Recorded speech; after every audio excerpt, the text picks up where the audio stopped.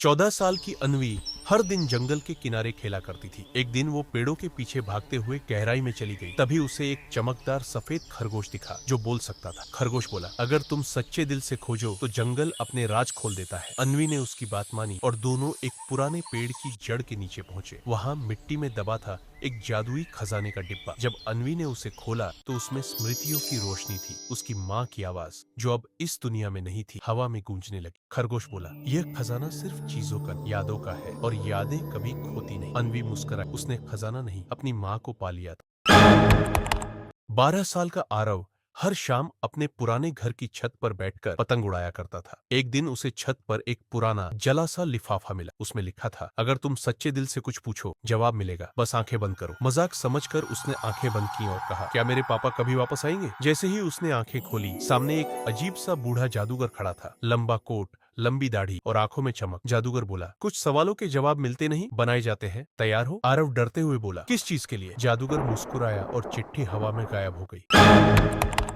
ये कहानी एक रात के टैक्सी स्टैंड से शुरू होती है, जहां एक ड्राइवर की गाड़ी में एक बूढ़ा मुसाफिर बिना कुछ कहे बैठता है। सफर के दौरान पूरा माहौल खामोश होता है। ड्राइवर बार बार आईने में उस बुजुर्ग को देखता है। उसे कुछ जाना पहचाना लगता है। मंजिल पर पहुंचकर जब ड्राइवर मुड़ता है तो पीछे की सीट खाली होती है। मुसाफिर गायब हो चुका होता है। बस एक पुरानी ब्लैक एंड व्हाइट फोटो बची होती है जिसमें वही बूढ़ा और एक बच्चा साथ खड़े हैं। वो बच्चा कोई और नहीं बल्कि वही टैक्सी ड्राइवर होता है। उसकी आंखें भर आती हैं। ये उसका नाना था जो अब नहीं रहा।